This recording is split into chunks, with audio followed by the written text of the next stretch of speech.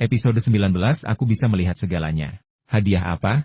Xia Feng berpikir sejenak dan berkata, dia memang punya banyak baju dan jam tangan, tapi perhiasan emas terlalu norak. Bagaimana kalau gelang kayu Huang Huali? Gelang yang bagus harganya bisa puluhan ribu yuan. Itu ide bagus, tapi di mana saya bisa membelinya? Aku minta Long Bing untuk membelikannya. Dia punya teman yang ahli barang antik. Kalau aku minta bantuannya, aku nggak akan beli yang palsu. Sayang banget kalau kita habisin puluhan ribu dolar buat beli perhiasan palsu sebagai hadiah, kata Xia Feng. Lian Xiao mengerutkan bibirnya. Long Bing lagi, apakah dia ibumu? Kau pergi padanya untuk segalanya. Xia Feng, tugas yang ia minta kepada Long Bing sungguh tidak penting. Dibandingkan dengan tugas-tugas yang pernah ia tangani untuk Biro 101, membeli pohon Huang Huali, apalagi gelang Huang Huali, terasa mudah. Namun, ada beberapa hal yang tidak bisa ia jelaskan. Jika ia menjelaskannya, ia akan membocorkan rahasia. Namun, ia melewatkan satu hal dari siapa ia akan membeli gelang Huang Huali itu sama sekali tidak penting bagi Liang Xiao. Yang penting adalah Liang Xiao cemburu, tetapi ia tidak merasakannya. Tepat pada saat itu ponsel Xia Feng tiba-tiba berdering. Nomor ponsel itu tidak dikenal. Begitu Xia Feng menjawab, ia mendengar suara Zhang Shen yang familiar. Kak Xia, di mana kamu? Kemarin dia Tuan Xia, hari ini dia saudara Xia. Hubungan antara keduanya tampaknya berkembang pesat. Masih di perusahaan, kata Xia Feng. Terima kasih, saudara Zhang. Tim dari Departemen Pembelian JD.com sudah menandatangani kontrak, dan semuanya sudah beres. Saya baru saja akan mengundang Anda makan malam untuk berterima kasih, tetapi saya tidak menyangka Anda akan menelepon, saudara Zhang. Orang-orang memanggilnya saudara Xia, jadi wajar saja jika dia tidak bisa diasingkan. Jadi dia menyertakan kata saudara dalam sapaannya, yang juga merupakan pengakuan atas hubungan saudara di antara keduanya. Kenapa kamu begitu sopan padaku? Apa bedanya aku memperlakukanmu dan kamu memperlakukanku? Benar? Haha. Xia Feng tertawa 2 kali. Ia melirik Liang Xiao, tetapi Liang Xiao memutar matanya. Begini, kata Zhang Shen, aku sudah mengatur agar beberapa teman bernyanyi. Kamu bisa datang dan bergabung dengan kami. Yah. Xia Feng ragu-ragu. Ia belum pernah ke KTV dan bahkan tidak tahu satu lagu pop pun. Ia merasa akan sangat memalukan baginya untuk pergi dan bernyanyi. Nah, saya punya teman yang bekerja di toko retail. Saya sudah bicara dengannya tentang tongsismu dan dia sangat tertarik. Ayo, mungkin ini bisa jadi penawaran menarik lainnya, kata Zhang Shen. Baiklah, aku ikut. Kemana? Xia Feng tergoda. Malam Jasmine KTV, aku akan membiarkan Lu Sheng menunggumu di pintu. Baiklah, selamat tinggal. Xia Feng menutup telepon. Apa yang Zhang Shen ingin kau lakukan? Tanya Liang Xiao. Xia Feng berkata, dia mengajakku bernyanyi. Aku sebenarnya tidak mau pergi, tapi dia bilang punya teman di industri retail yang sangat tertarik dengan tongsis perusahaan kami. Dia bilang aku mungkin bisa menawar dengan harga yang bagus, jadi kami pergi. Aku. Liang Xiao ingin setuju, tetapi kemudian berubah pikiran. Ia berkata, aku tidak akan pergi. Kau saja yang pergi. Karena Zhang Shen yang mak comblang, itu bukan masalah besar. Aku tidak bisa membantu banyak jika aku pergi. Silakan saja, kakak senior. Sekalipun kau menemaniku, aku belum pernah ke KTV dan aku tidak tahu cara bernyanyi. Akan sangat memalukan bagiku jika sendirian, kata Xia Feng. Liang Xiao berkata akan memalukan jika aku pergi. Mengapa? Tanya Xia Feng bingung. Wajah Liang Xiao memerah tanpa alasan. Apa kau bodoh? Playboy seperti Zhang Shen?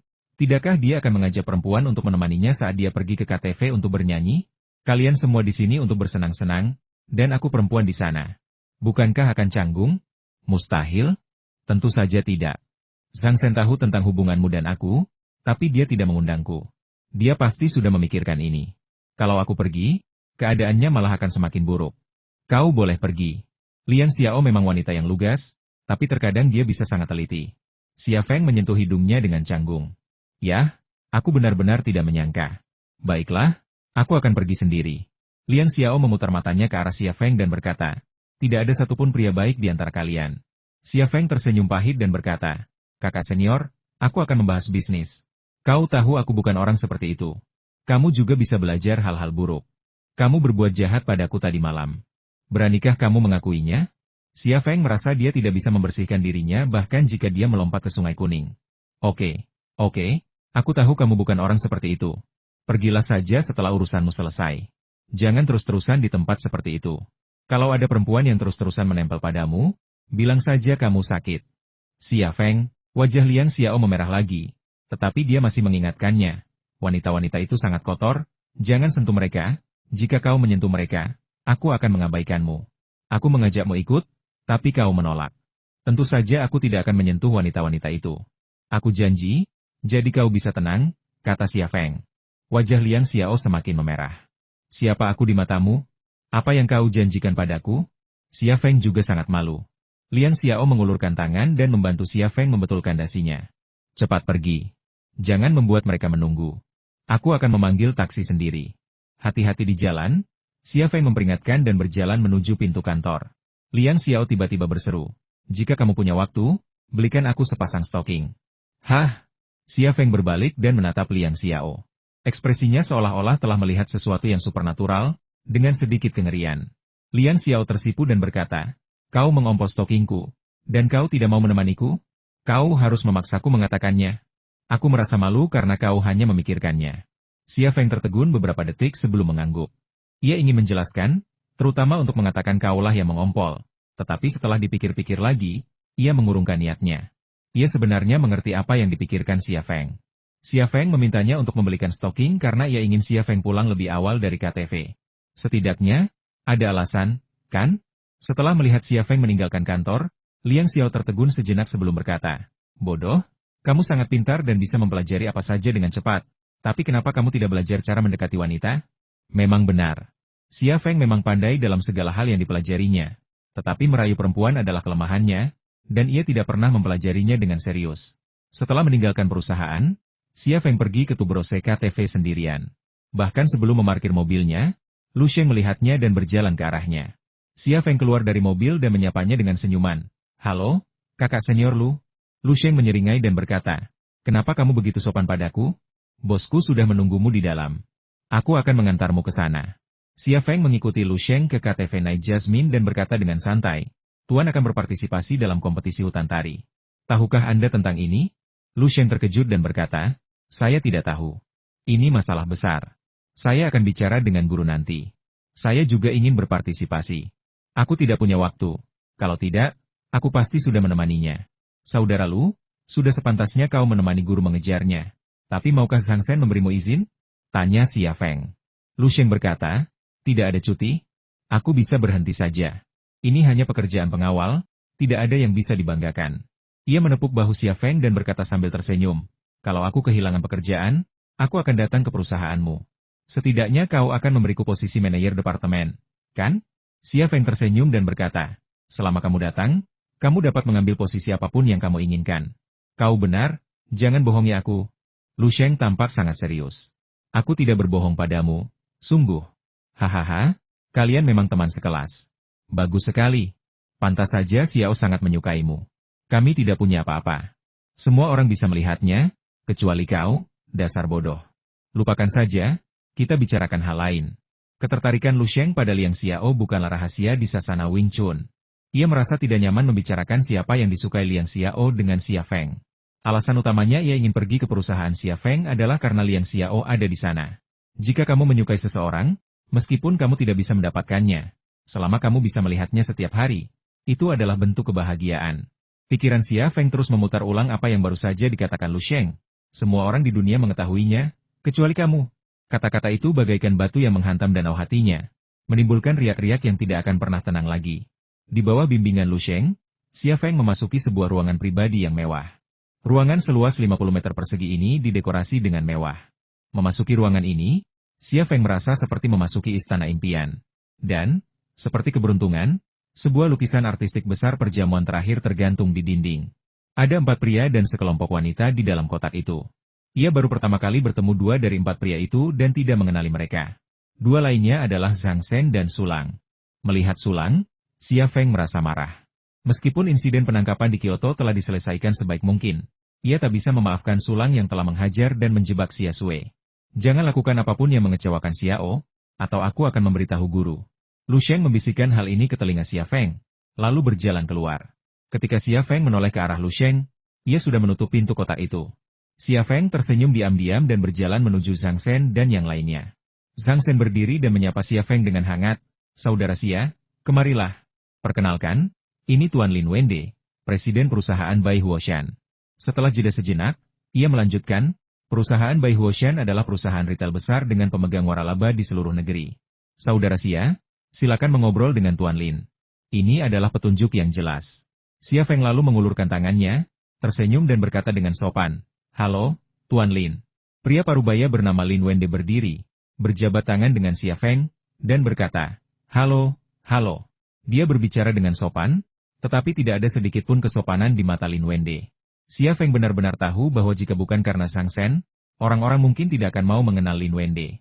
Zhang Shen menunjuk seorang pria yang sedikit lebih muda, sekitar 35 atau 36 tahun, dan berkata, "Ini Tuan Ding Yun, CEO Far East Mining Company." Ia tersenyum dan berkata, "Saudaraku, saya harus memberitahu Anda bisa memanjat semua tambang milik Tuan Ding bahkan jika Anda menghabiskan waktu sebulan." Xia Feng mengulurkan tangannya lagi dan berkata sambil tersenyum, "Halo, Tuan Ding."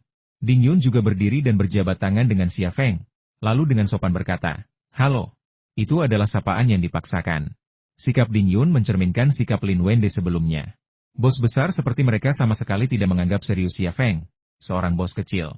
Kenyataan bahwa mereka bisa duduk di sini dan berjabat tangan dengan Xia Feng, sejujurnya, semua berkat bantuan Zhang Shen. Xia Feng mengabaikan sikap ini dan tidak peduli. Pada saat ini, Zhang Shen menunjuk Sulang dan berkata, "Ini." Sulang menyela Zhang Shen dan berkata, "Saudara Shen, kami tidak perlu diperkenalkan. Kami sudah saling kenal." Zhang Shen bertanya dengan heran apakah kalian saling kenal? Ekspresi Zhang Shen tidak tampak palsu. Seolah-olah dia benar-benar tidak tahu bahwa Sulang dan Xia Feng saling kenal. "Kak Shen, apa maksudmu dengan teman misterius? Kita kan kenalan lama." "Haha," kata Sulang, lalu mengulurkan tangannya ke Xia Feng. "Halo, Pak Xia dari supermarket Meiji Mei." Di depan Zhang Shen, Ding Yun dan Lin Wende, Sulang memanggil Xia Feng seperti ini, tanpa maksud lain selain hanya sarkasme. Ekspresi Zhang Shen langsung muram. Dari kata-kata pembuka Sulang, ia tahu bahwa Sulang tidak hanya mengenal Xia Feng, tetapi juga bahwa mereka memiliki konflik yang mendalam.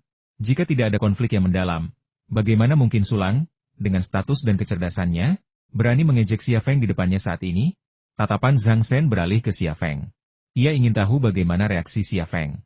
Ia juga bertanya-tanya apa sebenarnya konflik antara Xia Feng dan Sulang.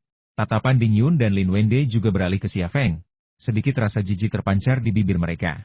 "Xia Feng, apa yang akan kau lakukan jika seseorang mengejekmu seperti itu? Kau pemilik usaha kecil swasta, menghadapi inspektur, apa yang bisa kau lakukan?" Reaksi Xia Feng acuh tak acuh. Ia pun mengulurkan tangan dan menjabat tangan Sulang, sambil tersenyum berkata, "Pegawai negeri sipil dilarang memasuki tempat hiburan seperti KTV. Anda sengaja melanggar hukum. Apa Anda tidak takut saya akan melaporkan Anda?" "HMPH." Sulang mendengus dingin. Ia baru saja mengejek Xia Feng karena hanya seorang pemilik supermarket, dan sekarang Xia Feng juga mengejeknya karena hanya seorang pegawai negeri sipil biasa. Ia tidak memiliki kemampuan Xia Feng untuk bertahan, dan wajahnya tiba-tiba menjadi sedikit malu. Xia Feng masih memegang tangan Sulang sambil tersenyum. Sulang tertegun sejenak. Ia seolah menangkap sesuatu dari tatapan Xia Feng. Ia ingin menarik tangannya kembali, tetapi tiba-tiba ia mendapati tangan Xia Feng mencengkeram telapak tangannya seperti penjepit besi. Sekeras apapun ia berusaha, ia tak bisa menarik tangannya. Xia Feng tiba-tiba melepaskan energi internalnya, dan tangan Sulang langsung berubah bentuk dalam genggamannya. Ia baru berlatih Wing Chun dalam waktu singkat, jauh lebih singkat daripada master seperti Liang Zhengchun, tetapi sedikit saja energi internalnya sudah lebih dari yang bisa ditahan oleh orang biasa seperti Sulang. Terlebih lagi, meskipun energi internalnya terbatas, ia mengetahui struktur tubuh seperti telapak tangannya sendiri. Ia telah menguasai rahasia energi internal Wing Chun, sebuah keterampilan yang memungkinkannya melepaskan kekuatan yang hanya kalah dari master seperti Liang Zhengchun. Saat Xia Feng mengerahkan kekuatan batinnya, wajah Sulang memucat. Tulang jarinya, yang menahan tekanan luar biasa, berderak, seolah-olah akan patah. Satu-satunya alasan ia masih bisa berdiri adalah karena martabatnya yang gagah. Ding Yun tampak agak tidak nyaman dengan apa yang dilihatnya. Ia hendak membujuk Xia Feng untuk melepaskannya, tetapi Zhang Shen menatapnya. Ia lalu diam. Xia Feng masih tidak melepaskannya, dia sepertinya ingin menghancurkan telapak tangan Sulang. Sulang mengira Xia Feng akan segera melepaskan tangannya, karena ia yakin Xia Feng tidak akan berani melakukan apapun padanya. Namun, rasa sakit di telapak tangannya semakin parah. Rasa sakit yang tak tertahankan itu tak kunjung hilang, dan Xia Feng masih belum menunjukkan tanda-tanda akan melepaskannya. Ia tiba-tiba panik dan ketakutan. "Xia Feng, apa yang akan kau lakukan?" Xia Feng tersenyum dan berkata, "Sudah lama. Aku ingin menjabat tanganmu lebih lama lagi. Lepaskan tanganku." Sulang marah. Xia Feng menggenggam tangan Sulang dan berjalan menuju kamar mandi di dalam kotak mewah itu. Apa yang kau lakukan? Sulang mencoba melepaskan diri dari cengkeraman Xia Feng, tetapi tidak berhasil. Sambil menyeret Sulang ke kamar mandi, Xia Feng berkata, Inspektur Su, ada hal pribadi yang ingin saya bicarakan dengan Anda. Tidak baik kalau sampai ada yang tahu. Bajingan. Aku inspekturnya. Sulang ingin menggunakan statusnya untuk menekan Xia Feng. Xia Feng mencibir, aku tahu kau seorang inspektur. Apa jabatan inspektur itu penting? Setelah berkata begitu, ia mendorong pintu kamar mandi dan menyeret Sulang masuk. Pintu kamar mandi terbanting menutup. Di dalam kotak mewah, Zhang Shen, Ding Yun dan Lin Wende saling memandang, dengan ekspresi terkejut dan tidak percaya tergambar di wajah setiap orang. Ada apa, saudara Zhang? Ekspresi dan nada bicara Lin Wende terdengar aneh. Lagi pula Sulang itu seorang inspektur. Kita tidak berani memprovokasi dia begitu saja. Apa temanmu begitu berani? Zhang Shen teringat saat Xia Feng melemparkannya ke kolam renang. Senyum licik tersungging di wajahnya. Berani sekali dia melakukan ini? Tidak, kurasa dia sendiri macan tutul. Haha. Ding Yun tertegun sejenak, lalu tersenyum pahit dan berkata, Saudara Zhang, saya rasa Anda harus mencoba membujuk mereka. Saya melihat mereka tidak sependapat dan berkonflik, tetapi jika teman Anda benar-benar menyakiti inspektur, masalah ini akan menjadi masalah besar dan akan sulit diatasi. Zhang Shen mencibir, kalau para penyerang saja tidak takut, bagaimana mungkin kami para penonton takut? Kalau Xia Feng benar-benar menghajar Sulang, aku pasti akan sangat mengaguminya. Ding Yun dan Lin Wende saling berpandangan, dan mereka ingin mengatakan sesuatu, tetapi mereka tidak mengatakannya. Ya, mereka tidak takut pada orang yang memukul orang lain. Jadi apa yang harus mereka takutkan sebagai penonton? Di kamar mandi, Xia Feng menghalangi pintu, membuat Sulang tak punya tempat untuk mundur. Kamar mandi kecil itu terasa seperti terisi gas, Xia meledak jika terkena percikan api sekecil apapun. Tuan Xia, saya sarankan Anda untuk bersikap bijaksana dan segera minta maaf kepada saya. Tidak, mintalah maaf di depan semua orang di luar. Kalau tidak, saya tidak akan pernah membiarkan Anda pergi. Teriak Sulang. Xia Feng berkata dengan dingin, Sulang, aku menyeretmu ke sini untuk menyelesaikan masalah denganmu. Sekarang setelah kau tahu, kau belum selesai denganku, yang lain takut dengan status inspekturmu, tapi aku memperlakukanmu seperti bajingan. Minggir. Sulang mengulurkan tangan untuk mendorong Xia Feng. Xia Feng tiba-tiba menendang perut Sulang. Dengan bunyi gedebuk, Sulang membentur dinding dengan keras dan jatuh tersungkur ke tanah. Beraninya kau menyerang polisi.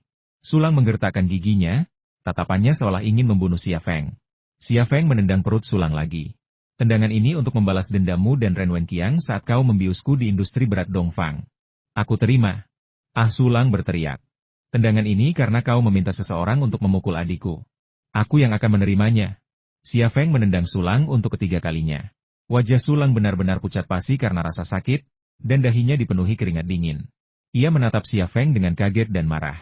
Bahkan sekarang, ia masih tidak percaya Xia Feng telah menyeretnya ke kamar mandi dan memukulinya ya seorang inspektur. Xia Feng menarik Sulang dari tanah dan menatapnya, tatapannya seganas binatang buas. Sulang, aku peringatkan kau, kau boleh menyentuhku, tapi jangan coba-coba menyentuh adikku. Kalau kau berani menyentuh rambutnya lagi, aku akan membunuhmu. Ini adalah pertama kalinya Xia Feng mengucapkan kata-kata kasar kepada seseorang, demi adiknya Xia Sui. Engah. Sulang membuka mulutnya dan meludahkan seteguk darah ke arah Xia Feng. Xia Feng menghindar dengan memutar kepalanya. Sulang memukul perut bagian bawah Xia Feng dengan lututnya. Kali ini Xia Feng tidak bersembunyi, tetapi hanya menatap Sulang dengan dingin. Sulang berkata dengan ekspresi galak, Xia, kejadian malam ini tidak akan berakhir seperti ini. Kukatakan padamu, kau sudah mati. Jika kau keluar dari kamar mandi ini, aku akan segera menyuruh seseorang menangkapmu.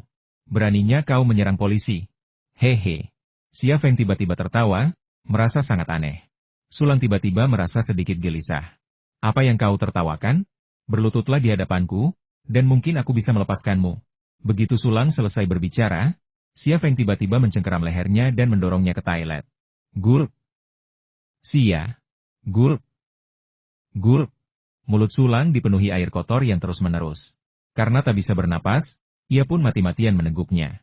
Entah orang jahat mana yang baru saja buang air kecil tanpa menyiramnya, tapi ia hampir menghabiskan cairan kuning di toilet itu. Xia Feng melepaskan Sulang. Sulang berbaring di toilet dan mulai muntah. Wow! Wow! Xia Feng menatap Sulang yang muntah tanpa ekspresi dan berkata dengan tenang. Sulang, datang dan tangkap aku jika kau mau, tapi aku harus memberitahumu bahwa begitu aku masuk, aku tidak akan keluar. Ketika saatnya tiba, kau harus berlutut di hadapanku dan memohon padaku sebelum aku pergi. Pikirkan baik-baik. Lagi pula, aku menghajarmu hari ini, dan urusan kita selesai. Jika kau memprovokasiku lagi, akan ada urusan baru di antara kita, dan aku akan datang untuk menyelesaikan urusan denganmu lagi, seperti hari ini. Setelah mengatakan itu, Xia Feng berbalik dan meninggalkan kamar mandi. Sulang terus memegang toilet. Wow! Menyeret seorang inspektur ke toilet, memukulinya, lalu memaksanya minum larutan nutrisi dari toilet, sesuatu yang hanya sedikit orang di Tiongkok berani lakukan. Namun Xia Feng melakukannya. Hal ini membuatnya tampak sembrono dan kasar, tanpa manfaat nyata. Tetapi ia memiliki kebijaksanaan tertentu. Mengapa orang kaya seperti Zhang Shen mau membantunya begitu banyak? Ia tak percaya Zhang Shen tidak mendapatkan apapun darinya. Zhang Shen bahkan tak peduli dengan uangnya yang sedikit. Jika bukan uang, lalu apa? Setelah memikirkannya, ia teringat akan beberapa koneksinya dan identitas keduanya sebagai konsultan Biro 101. Zhang Shen tidak mungkin mengetahui identitas keduanya, tetapi ia tahu betul bahwa ia memiliki koneksi di Kyoto. Zhang Shen datang karena alasan ini, jadi ia berteman dengannya dan memperlakukannya seperti saudara. Sulang mencibir dan mengejek Zhang Shen tepat di depannya, benar-benar meremehkannya. Jika dia tidak melakukan apapun, Zhang Shen akan memandang rendah dirinya. Dan kesepakatan yang coba ditengahi Zhang Shen malam ini kemungkinan besar akan gagal. Jadi dia harus melakukan sesuatu, untuk membangun otoritasnya, untuk menunjukkan kepada Zhang Shen dan Lin Wende, yang akan membahas bisnis dengannya, sisi kuatnya, dan karena itulah, Sulang menenggak seember air toilet. Karena dia berani memukul Sulang, dia tidak takut dengan balas dendam Sulang. Ia adalah penasihat Biro 101. Meskipun tidak bekerja secara resmi, si Boren sangat menghormatinya. Ia baru saja berjuang keras untuk Biro 101, mencuri rahasia sebuah mesin perkakas cerdas mutakhir. Dengan status dan kemampuan seperti itu, akankah si Boren membiarkan orang seperti Sulang memenjarakannya? Terlebih lagi, ini terjadi sebelum grup industri Shenzhou bahkan mereplikasi mesin perkakas cerdas milik Joseph. Beginilah sikapnya, aku sudah membuat masalah. Maukah kau membantuku? Kalau tidak, aku tidak akan membantumu lagi. Bagi Biro 101, ini menjadi pertanyaan pilihan ganda yang sangat sederhana. Kecuali kepala si Boren tersangkut di pintu, dia tidak akan memilih untuk berdiri di pihak Sulang. Zhang Shen, Lin Wende, dan Ding Yun melihat orang yang sangat kuat. Mereka mau tidak mau mengakuinya, saya berani memukul inspektur seperti Sulang. Dan saya bahkan tidak menganggap serius Su Zengyi, yang berada di belakang Sulang. Apa kalian tidak ingin melihat seberapa besar koneksi saya? Kalian lihat, koneksi saya begitu kuat sehingga saya bisa menghajar Sulang hanya untuk bersenang-senang. Para pedagang selalu terikat pada yang berkuasa. Itu sudah menjadi sifat mereka. Malam ini, ia menunjukkan sisi dirinya ini. Selain ingin mendapatkan koneksi yang diinginkannya, ia juga ingin mengirim pesan kepada dunia luar, jangan ganggu aku. Zhang Shen, Lin Wende, dan Ding Yun semuanya memusatkan perhatian mereka pada Xia Feng. Mata mereka dipenuhi dengan keterkejutan dan kekaguman. Para pramusaji di kamar pribadi yang mewah itu juga menatap Xia Feng. Mereka mendengar jeritan dan percakapan dari kamar mandi, dan mengerti apa yang terjadi. Inilah yang membuat mereka terdiam. Di mata mereka, Xia Feng telah menjadi bintang film yang mendominasi. Auranya, penampilannya yang tampan, dan metodenya yang kasar diam-diam memicu hormon mereka. Maaf, aku agak kasar, kata Xia Feng sambil tersenyum setelah kembali ke sofa. Baru pada saat itulah semua orang sadar. Zhang Shen tersenyum dan berkata, "Kakak, apa yang sedang kamu lakukan? Itu hanya dendam pribadi. Tidak akan memengaruhi suasana hati semua orang, kan?" Xia Feng tampak sangat santai. Tidak, hanya saja. Zhang Shen berkata ragu-ragu, Sulang itu seorang inspektur. Dia tidak akan membiarkan hal itu terjadi begitu saja. Apa kau tidak berpikir dia mungkin akan membalas dendam padamu? Xia Feng berkata dengan tenang, dia hanya seorang inspektur. Aku tidak menganggapnya serius. Dia ingin membalas dendam padaku? Kalau begitu, dia pasti akan dihukum. Dia adalah orang yang tidak suka menyombongkan diri, tetapi kadang-kadang dia harus menyombongkan diri. Saat itu, Sulang keluar dari kamar mandi dengan rambut basah dan separuh jasnya basah kuyup. Ia tampak sangat berantakan. Saudara Su, Zhang Shen menyusulnya. Ada apa ini? Ini semua salahku. Aku tidak tahu apa konflik di antara kalian. Kalau tidak, aku tidak akan mengundang kalian minum dan bernyanyi bersama hari ini. Sulang berkata dengan dingin. Saudara Shen, ini bukan urusanmu. Jangan ikut campur. Ia menunjuk Xia Feng dan berkata dengan kejam, dia mencari kematian, dan aku akan mengabulkan keinginannya. Xia Feng mencibir dan tidak mengatakan apapun. Zhang Shen dengan munafik menasihati saudara Su, apakah menurutmu masalah ini bisa? Saudara Shen, berhenti bicara. Sudah kubilang, ini tidak ada hubungannya denganmu. Sulang mengeluarkan ponselnya, menekan sebuah nomor, lalu mendekatkan ponsel ke telinganya dan berkata dengan lantang, Xiao Wu, segera bawa orang-orangmu ke KTV Yelai Siang dan bawa senjatamu untuk menangkapnya. Dia sengaja berbicara keras agar semua orang di dalam kotak mewah itu dapat mendengarnya. Suasana di dalam kotak mewah itu kembali menegangkan, amat muram dan sunyi. Zhang Shen dan yang lainnya kembali memusatkan perhatian pada Xia Feng. Mereka semua ingin tahu bagaimana reaksi Xia Feng. Xia Feng juga mengeluarkan ponselnya, menekan sebuah nomor, lalu berkata dengan tenang, "Halo, ini aku, di KTV." Suara Long Bing terdengar dari telepon. "Hei, apa kamu sekarang jadi anak nakal? Aku belum pernah melihatmu pergi ke tempat seperti itu sebelumnya. Bicara bisnis? Nggak mungkin. Aku ada yang mau aku omongin sama kamu." "Ada apa? Kamu kenal Sulang, kan?" "Tahu. Dia akan menangkapku sekarang." "Ah," suara Long Bing terdengar terkejut. "Ada apa?" "Saya memukulinya." "Mengapa kamu begitu impulsif?" "Dia sudah mengirim orang untuk menangkapku. Teman-temanku semua ada di sini, dan aku tidak ingin kehilangan muka. Karena kamu tahu konsekuensinya, kenapa kamu masih impulsif? Bukankah sudah kubilang untuk tetap tenang?" "Seharusnya kamu." Xia Feng memotongnya. "Jika dia menangkapku dan memenjarakanku, aku akan mengundurkan diri dan tidak lagi terlibat dalam urusan grup industri Shenzhou." "Anda..." Xia Feng sengaja mengatakan saya akan mengundurkan diri dengan sangat keras sehingga Zhang Shen dan yang lainnya dapat mendengarnya. Zhang Shen dan yang lainnya memiliki pertanyaan besar dalam benak mereka. Apakah dia masih memegang jabatan publik di Kyoto? Suara Long Bing terdengar lagi dari telepon. "Tunggu sebentar, aku akan membantumu. Tapi jangan bicara seperti itu lagi padaku nanti. Aku tidak suka kamu bicara seperti itu." "Ya." Xia Feng tersenyum tipis. "Kamu pintar sekali. Seharusnya kamu mengerti kenapa aku bicara seperti ini." Long Bing terdiam sejenak, lalu tiba-tiba terkekeh, "Kau semakin licik. Aku benar-benar ingin menghajarmu." "Haha, kalau kamu mau ngalah, kamu bisa datang kapan saja. Oh, ngomong-ngomong, aku sudah mengirim tongsis yang kamu minta, jadi tolong periksa." "Sampai jumpa." Xia Feng pamit dan menutup telepon. Sekelompok besar orang menatap Xia Feng dengan tatapan aneh. Di saat kritis ini, ia sebenarnya sedang ingin membicarakan tentang tongsis. Ketenangan Xia Feng sangat kontras dengan kegugupan Sulang. Xia Feng menatap Sulang dan berkata, "Jika aku jadi kamu, aku akan pergi dari sini sekarang juga dan tidak akan mempermalukan diriku sendiri dengan tinggal di sini." Sulang mencibir, "Kenapa kau berpura-pura jadi orang penting? Aku tidak percaya ada orang yang kebal hukum. Kalau aku tidak bisa menangkapmu malam ini, aku akan menulis kata, terbalik." Xia Feng mengangkat bahu dan berkata, "Kalau begitu, kirimkan anak buahmu untuk menangkapku." "HMPH. Mereka sudah dalam perjalanan. Kita bicara baik-baik setelah sampai di kantor polisi," kata Sulang getir.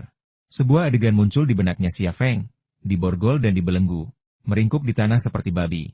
Ia menendang Xia Feng berulang kali. Memikirkan pemandangan seperti ini saja membuatku merasa lega.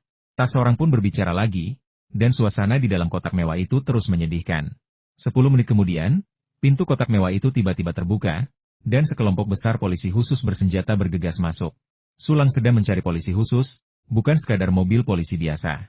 Sepertinya ia punya rencana, karena polisi khusus itu berada langsung di bawah komandonya, sehingga menyulitkan orang dari departemen lain untuk campur tangan. Sekalipun Xia Feng menggunakan seseorang atau koneksi, mereka tidak akan bisa memimpin polisi khusus. Perwira SWAT terkemuka memberi hormat kepada Sulang dan berkata, "Komandan Su, semuanya sudah di sini. Mohon beri kami instruksi." Sulang mencibir dan menunjuk Xia Feng, "Itu dia. Tangkap dia." Sekelompok besar polisi khusus tiba-tiba menyerbu ke arah Xia Feng, mengarahkan senapan dan senjata pendek mereka ke arahnya. "Jangan bergerak," teriak perwira SWAT terdepan, "berlututlah dan angkat tanganmu di atas kepala." Xia Feng tidak bergerak, tetapi dia tidak berlutut atau mengangkat tangannya di atas kepalanya. Petugas SWAT yang bertugas mengangkat alisnya dan menghantamkan gagan senjatanya ke kepala Xia Feng. Saat itu, seseorang lain berteriak, "Berhenti." Adegan ini seperti film, dengan situasi tak terduga terjadi setiap detik. Pria yang masuk dari pintu itu tampak familiar. Xia Feng ingat namanya, Kejie. Dia adalah bawahan Long Bing. "Siapa kalian?" tanya Kapten SWAT terkemuka itu dengan terus terang. "Apakah kalian tahu apa yang kalian lakukan?" Kejie berkata, "Saya ingin tahu apa yang sedang kamu lakukan." "Tangkap dia," kata Kapten SWAT. "Kami menjalankan misi sesuai perintah." "Atas perintah? Atas perintah siapa?" tanya Kejie. "Perintahku," teriak Sulang. "Siapa kau? Tahukah kau bahwa kau menghalangi pelayanan publik? Kalau kau membuat masalah lagi, aku juga akan menangkapmu." Kejie mencibir, "Pesananmu? Aku baru saja menerima pemberitahuan bahwa kau telah diskors. Siapa lagi yang bisa kau pesan?" Kalimat ini bagaikan suhu dingin 50 derajat di bawah nol, yang membekukan semua orang dalam sekejap. "Xiao Wu, jangan khawatirkan dia, tangkap dia." Sulang sudah berada dalam situasi sulit dan harus bertaruh mati-matian. Kapten SWAT yang memimpin tertegun sejenak. Ia tidak bergerak, melainkan mengedipkan mata kepada bawahannya. Seorang petugas polisi khusus meraih tangan Xia Feng dan mencoba menyeretnya dari sofa.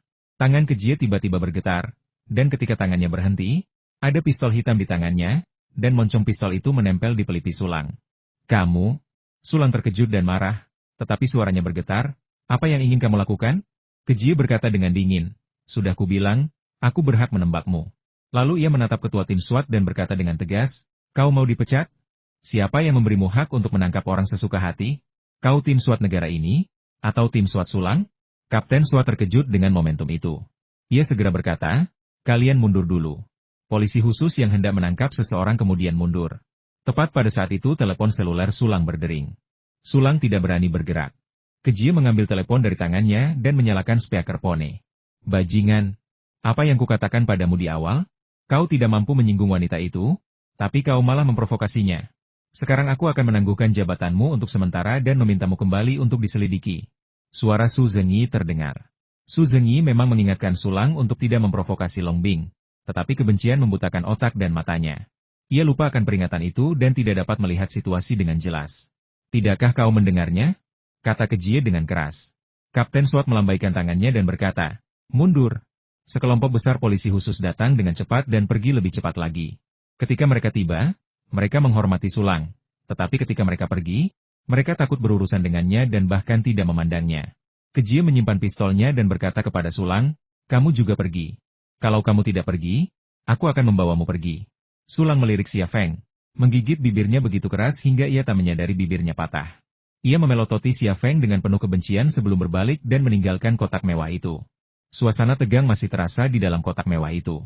Xia Feng memecah keheningan singkat itu. Ia tersenyum dan berkata, Kejie, ayo kita minum bersama.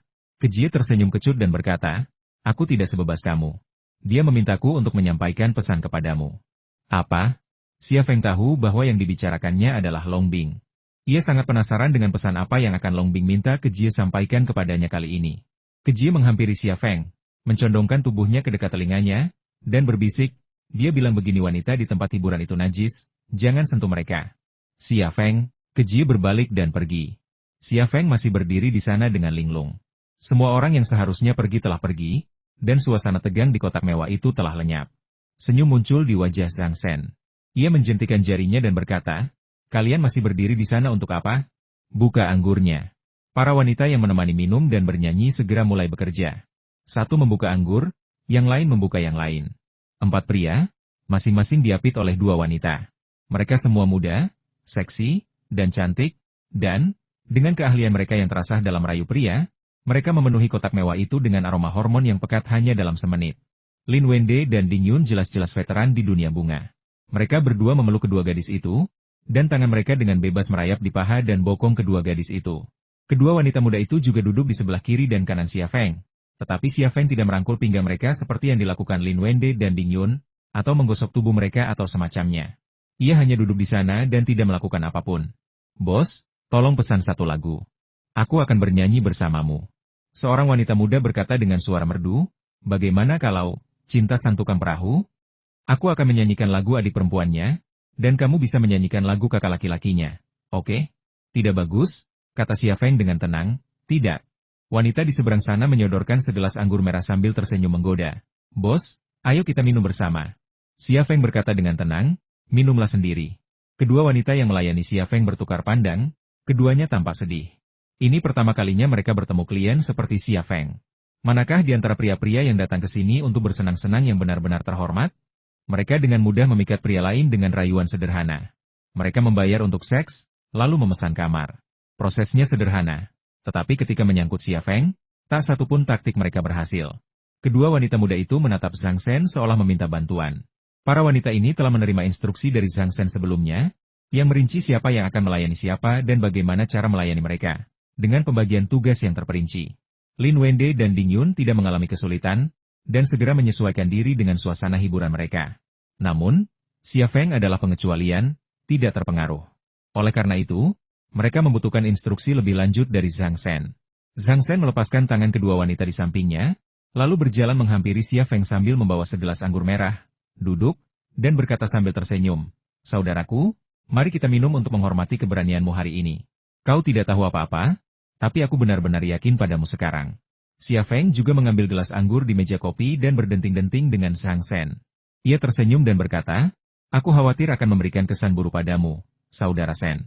Aku bukan orang yang impulsif, tapi sulang memang pantas dihajar." "Hahaha, bagus sekali." Zhang Sen menghabiskan anggur merah di gelas itu dalam sekali teguk. Xia Feng pun tak ragu. Ia mengangkat gelasnya dan meneguk habis isinya. Lalu ia mengambil botolnya dan berkata, "Saudara Sen, saya akan menuangkan segelas untukmu." Zhang Sen tertawa dan menutupi gelasnya dengan tangannya.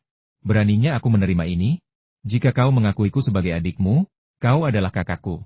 Kenapa kau tidak berani menerimanya? Kau pantas mendapatkannya," kata Xia Feng dengan sangat indah. Zhang Sen melepaskan tangannya dari gelas anggur dan tersenyum lebih bahagia. "Baiklah, sesuai dengan apa yang kau katakan, kita akan menjadi saudara yang baik mulai sekarang. Bahkan jika kau memberiku sebotol, aku akan menghabiskannya." Xia Feng tersenyum dan berkata, "Itu tidak akan berhasil. Bagaimana kau bisa bersenang-senang kalau sedang mabuk?" Ia menuangkan setengah gelas anggur merah untuk Zhang Sen, lalu menuangkannya sendiri dengan jumlah yang sama. Zhang Sen mendekatkan diri ke telinga Xia Feng dan berbisik, "Kak, aku sudah menyuruh manajer di sini untuk memilih gadis-gadis ini dengan cermat.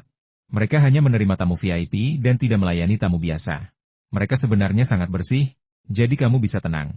"Haha, kamu tahu maksudku. Bersenang-senanglah dengan mereka." Kalau dipikir-pikir, siapa Zhang Sen? Apakah wanita yang dia panggil seseorang yang bisa diajak main-main oleh siapapun? Para wanita kelas atas ini memang sangat bersih, dan hanya orang kaya yang mampu bermain dengan mereka. Namun, semakin Zhang Sen membicarakan hal ini, semakin sakit kepala Xia Feng. Sejauh ini, dua wanita telah memperingatkannya untuk tidak menyentuh wanita-wanita di sini. Salah satunya adalah Long Bing, dan yang lainnya adalah Liang Xiao. Kedua wanita itu memiliki arti yang luar biasa baginya, dan ia tidak ingin mengecewakan mereka berdua. Namun, dari segi fisik, tubuhnya tidak menolak godaan dan rangsangan dari para wanita kelas atas ini. Ia justru ingin melepaskan sebagian hasratnya sendiri. Yang membuatnya semakin tidak nyaman adalah, meskipun ia telah melihat banyak wanita cantik, banyak di antaranya sangat cantik, ia masih perawan dan belum pernah menyentuh wanita manapun. Ini adalah rahasianya. Dan sekarang dia sedikit khawatir rahasia itu akan terbongkar. Jika Zhang Sen, Lin Wende, dan Ding Yun tahu bahwa dia masih perawan dan belum pernah menyentuh seorang wanita pun, maka gengsi yang telah susah payah dia bangun akan hancur. Pikiran-pikiran itu terlintas di benaknya, tetapi Xia Feng menunjukkan senyum palsu dan nakal di wajahnya. "Kak Sen, sejujurnya, aku baru main 2 kali kemarin, dan badanku agak lelah. Saya punya obat, kamu mau?" Xia Feng, Zhang Sen, dengan lancang, mengeluarkan pil coklat yang dibungkus kertas timah. Pil itu adalah Viagra. Zhang Sen diam-diam meletakkannya di telapak tangan Xia Feng, lalu menepuk bahu Xia Feng sambil menyeringai nakal. "Dengan ini, kau bisa membuat mereka berguling-guling di tempat tidur. Haha. Sialan. Aku kuat sekali. Apa aku butuh obat seperti ini?" umpat Xia Feng dalam hati, tetapi senyum muncul di wajahnya. "Terima kasih, Saudara Sen. Aku akan meminumnya nanti." Ia memasukkan Viagra ke saku celananya. Zhang Sen tersenyum seolah mengerti, lalu bertepuk tangan, "Ayo berdansa." Musik itu terlintas di benak saya jenis musik ambigu dengan erangan perempuan. Beberapa perempuan berjalan menghampiri keempat pria itu dan mulai menari menggoda. Musik yang menggoda, lampu yang redup, area dada dan pinggul yang bergoyang bagaikan ombak, serta kaki yang indah menari baku-kupu di balik rok pendek. Semua elemen ini menciptakan gambar yang memikat, hidup dan penuh warna. Pada saat ini, Lin Wende menghampiri Xia Feng dengan segelas anggur di tangannya. "Saudara Xia, izinkan aku bersulang untukmu. Aku, Lin Wende, jarang mengakui kekalahan, tetapi aku melakukannya untukmu. Aku bertekad untuk menjadi temanmu." "Saudara Lin, sama-sama." Xia Feng berdiri, bersulang dengan Lin Wende, dan meneguk habis minuman itu sekaligus. Ding Yun juga datang dan minum bersama Xia Feng, dan sikapnya juga sangat sopan. Ketika Xia Feng pertama kali tiba, Lin Wende dan Ding Yun bersikap acuh tak acuh, tidak menganggapnya serius. Namun kini, keadaan berubah. Mereka berdua percaya bahwa Xia Feng adalah sosok yang luar biasa, layak untuk mereka jadikan teman. Zhang Sen memanfaatkan kesempatan itu untuk berkata, "Saudara Wende, perusahaan saudara Xia Feng telah mengembangkan tongsis yang fantastis dan sedang mencari pasar. Apakah menurut Anda kami bisa menjualnya melalui saluran Anda?" Lin Wende berkata dengan lantang, "Tidak masalah. Besok saya akan mengirim seseorang ke perusahaan saudara Xia untuk memesan. Mulai sekarang, semua barang dari perusahaan saudara Xia bisa dijual melalui saluran saya. Terima kasih, Saudara Lin." Saya akan bersulang untuk Anda. Xia Feng gembira dan mengambil gelasnya untuk meminumnya. Ding Yun juga berkata, Saudara Xia, meskipun saya tidak berbisnis retail, saya punya banyak teman. Jangan khawatir, saya akan menghubungi mereka besok. Pasti tidak akan ada masalah dengan saluran penjualan produk Anda. Terima kasih, Saudara Ding. Aku akan bersulang untukmu. Xia Feng mengambil gelasnya lagi dan meminumnya sampai habis. Pasar Tiongkok pada dasarnya adalah tempat untuk minum dan makan, dan banyak transaksi dilakukan sambil minum. Karena itu, Xia Feng terkadang harus menerima apa yang dianggapnya sebagai kebiasaan buruk. Seperti sekarang, Lin Wende dan Ding Yun sama-sama berusaha berteman dengannya dan membantunya menyelesaikan masalah penjualan produknya. Jika ia bahkan tidak menawarkan segelas anggur, mereka akan menganggapnya tidak tulus. Jadi, meskipun ia tidak ingin minum, ia harus melakukannya. Sudah kubilang, saudara-saudara. Masalah satu orang adalah masalah semua orang. Kita akan menghasilkan uang bersama dan menghadapi kesulitan bersama. Zhang Shen mengangkat gelasnya. Ayo, kita minum bersama, 4 saudara. Setelah minum satu putaran, Xia Feng merasa sedikit pusing. Ia jarang minum sebelumnya. Dan meskipun fisiknya kuat, ia belum memiliki toleransi alkohol yang baik. Ia duduk di sofa, reaksinya agak lambat. Namun dalam hatinya, ia tahu betul bahwa ia tidak boleh minum lagi, kalau tidak ia akan mabuk. Zhang Shen melambaikan tangan kepada para wanita penari, dan mereka kembali ke sofa, 2 orang dalam satu kelompok, berusaha semaksimal mungkin untuk menyenangkan para pria. Kedua wanita muda yang pernah melayani Xia Feng sebelumnya kembali ke sisi Xia Feng, berpegangan padanya di kedua sisi. Semua orang bersenang-senang, bermain dengan penuh semangat. Xia Feng juga memaksakan diri untuk menyentuh kedua gadis itu. Ia sebenarnya tidak ingin melakukan ini, tetapi tidak ada cara lain. Ia tahu betul bahwa burung yang sama bulunya akan berkumpul bersama. Lin Wende, Ding Yun, dan Zhang Shen semuanya adalah pria yang penuh nafsu. Mereka bersenang-senang dengan gadis-gadis itu, tetapi jika ia hanya duduk diam dan tidak melakukan apa-apa, bagaimana mungkin ada yang percaya bahwa ia ada di kelompok mereka? Jadi, meskipun Anda tidak ingin mempelajari hal-hal buruk, Anda harus mempelajari hal-hal buruk. Hehe, bos, kamu jahat sekali. Seorang wanita muda meringkuk di pelukan Xia Feng dan meraih tangan Xia Feng di pahanya. Tetapi alih-alih menepisnya, dia malah menariknya ke dalam roknya. Ya Tuhan, umpat Xia Feng dalam hati. Tetapi setelah berhasil, ia bergumam pada dirinya sendiri, ini tidak sesulit itu. Aku akan segera mempelajarinya. Rasanya cukup menyenangkan. Sulit bagi seseorang untuk belajar dengan baik, tetapi mudah untuk mempelajari hal-hal yang buruk. Saudara Xia, ternyata Anda seorang veteran. Haha, kata Lin Wende bercanda. Kakak Lin, maafkan aku karena telah mengolok-olokmu. Xia Feng tersenyum, tetapi senyumnya kecut. Saat itu, ia tidak memikirkan tubuh menggoda kedua wanita di sampingnya, melainkan instruksi dari Long Bing dan Liang Xiao. Ia tidak tahu mengapa ia memikirkan mereka saat itu, tetapi memikirkan mereka membuatnya merasa bersalah. Ayo minum. Lin Wende mulai mengundang orang-orang untuk minum lagi. Baiklah, mari kita minum. Xia Feng mengangkat gelasnya sambil menggertakkan giginya. Memulai bisnis itu sulit, dan pengalaman Xia Feng saat ini membuktikannya. Ia tidak ingin minum, tetapi ia harus tersenyum dan menemani mereka. Ia tidak ingin menyentuh para wanita ini, tetapi ia harus melakukannya. Jika ia seorang pengusaha seperti Shen Tutianyin, ia tidak perlu menyanjung siapapun atau melakukan apapun yang bertentangan dengan keinginannya. Namun sekarang ia hanyalah pemilik usaha kecil, dan karirnya masih dalam tahap dasar. Semuanya bergantung padanya untuk membangun dan berjuang meraih kesuksesan. Waktu berlalu dalam alunan musik, di antara anggur merah dan bir, dan di antara kaki-kaki para wanita.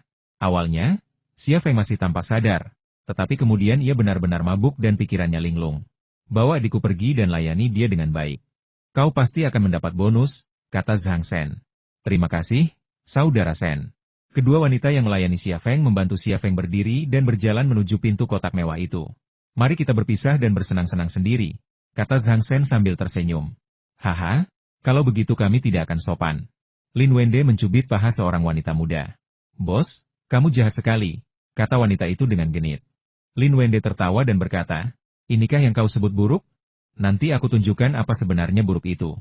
Ketiga pria itu tersenyum dan berjalan keluar dari kotak mewah itu dikelilingi oleh 6 wanita muda.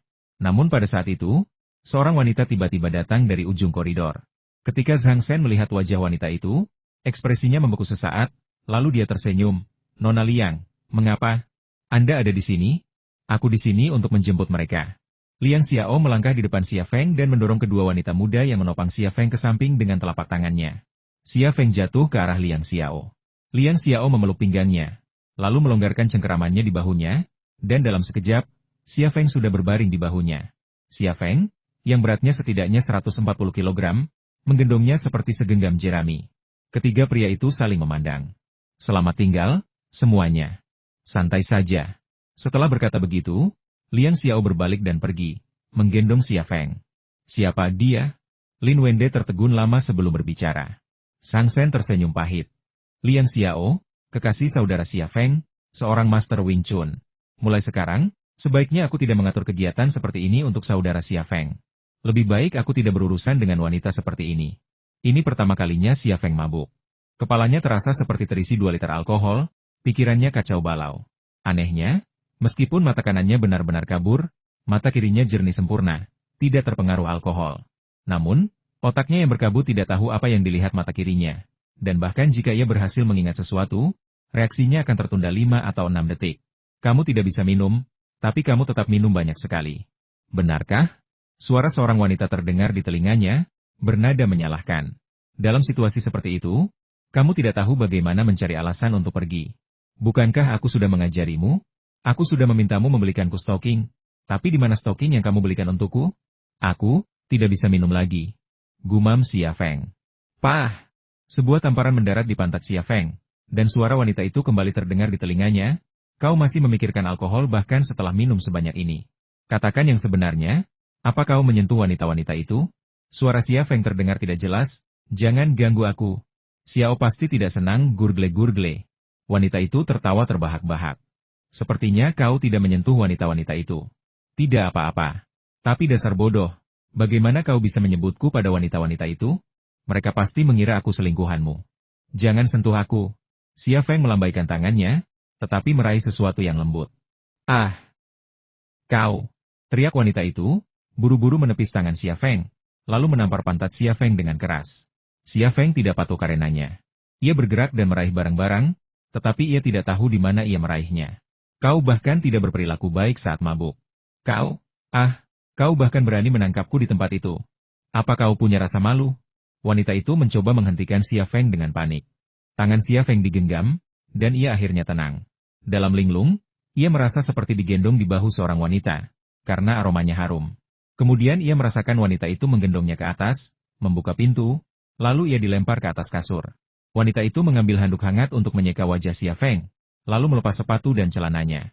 Xia Feng merasakannya, tetapi tidak bereaksi. Kemudian, ia begitu mengantuk hingga tertidur lelap. Dia bermimpi seseorang menciumnya dan mengatakan banyak hal kepadanya, tetapi dia tidak dapat melihat wajah orang itu dengan jelas, juga tidak dapat mendengar apa yang dikatakan orang itu. Cahaya fajar mengusir kegelapan yang menyelimuti dunia, dan langit serta bumi pun menjadi cerah. Musim gugur telah tiba, dan angin yang berhembus dari jendela terasa sejuk. Mungkin angin sejuk inilah yang tiba-tiba membangunkan Xia Feng. Sementara mata kanannya masih kabur, mata kirinya sudah bisa melihat semuanya dengan jelas. Ini kamarnya, tempat tidurnya. Namun, ketika ia melihat perempuan itu berbaring di sebelahnya, ia terkejut. Wanita yang berbaring di sebelahnya adalah Liang Xiao. Dia bahkan tidak tahu bagaimana dia bisa pulang, dan bagaimana Liang Xiao muncul di tempat tidurnya. Liang Xiao berada tepat di sampingnya. Berhadapan dengannya, salah satu lengannya melingkari pinggangnya. Namun, ia belum terbangun, tidur nyenyak. Ia tampak masih dalam mimpi indah dan romantis, dengan senyum manis di bibirnya. Apa yang sedang terjadi? Apa aku mabuk tadi malam dan melakukan itu pada Xiao? Tapi kenapa aku tidak merasakan apa-apa? Kalau ini pertama kalinya, bukankah itu sangat disayangkan? Aku tidak merasakan apa-apa. Tidak, dia masih pakai baju, jadi seharusnya kita tidak melakukan itu. Pikiran Xia Feng kacau, penuh spekulasi tentang apa yang telah dan tidak dilakukannya saat bertengkar. Tak tahu malu. Liang Xiao tiba-tiba menggumamkan sesuatu dalam tidurnya, lalu mengangkat kakinya yang panjang dan menempelkannya di kaki Xia Feng. Ia begitu dekat, bulu matanya yang panjang terlihat jelas. Ia begitu harum, aromanya yang memikat terus tercium. Ditambah lagi posisi tidurnya yang ambigu, rasanya seperti sepanci arang yang diambian terbakar di perut Xia Feng. Kemudian, ia memperhatikan dengan mata tajam bahwa Liang Xiao mengenakan rok pendek dan kemeja, sementara ia hanya mengenakan celana dalam, dan upacara pengibaran bendera sudah dimulai. Spekulasi apakah hal itu dilakukan atau tidak terus berlanjut, tetapi spekulasi apakah hal itu dilakukan telah menguasai. Xia Feng gugup, berpikir dalam hati, kalau kita tidak melakukannya, seharusnya dia memakai celana di balik roknya. Kalau kita melakukannya, seharusnya dia tidak memakai celana di balik roknya. Tebakan ini bagaikan iblis, menggoda Xia Feng untuk mengulurkan tangan dan mencengkeram ujung rok Liang Xiao, lalu perlahan mengangkatnya. Sebenarnya, dia hanya perlu berpikir untuk menggunakan kemampuannya dan mata kirinya akan menyelesaikan tugasnya. Tetapi ketika pikiran tubuhnya mengalahkan pikiran otaknya, tangannya telah mengangkat rok Liang Xiao sebelum pikiran untuk mengaktifkan kemampuan mata kirinya muncul. Ada renda merah di bawah rok, yang lengkap dan bersih, tanpa berantakan. Xia Feng merasa lega, tetapi juga sedikit kecewa. Namun, pada saat ini, Liang Xiao tiba-tiba membuka matanya. Kemudian, ia melihat Xia Feng memegang ujung roknya dengan satu tangan. Matanya menatap lurus ke bawah roknya. Suasana di tempat tidur langsung menjadi tegang. Sedetik kemudian, Xia Feng melepaskan jari-jarinya dari ujung roknya. Jari itu jatuh tanpa suara, tetapi tidak menutupi area yang seharusnya. Wajah Xia Feng langsung memerah, dan ia berkata dengan canggung, "Kakak senior, ternyata bukan itu yang kau pikirkan." Liang Xiao sepertinya baru sadar. Ia melihat posisi dirinya dan Xia Feng, tangannya melingkari pinggang Xia Feng, dan kakinya yang panjang menekan tubuh Xia Feng. Ia tertegun sejenak, lalu berteriak dan secara refleks meninju mata Xia Feng. Bang! Xia Feng merasakan bintang-bintang bermunculan dari mata kanannya.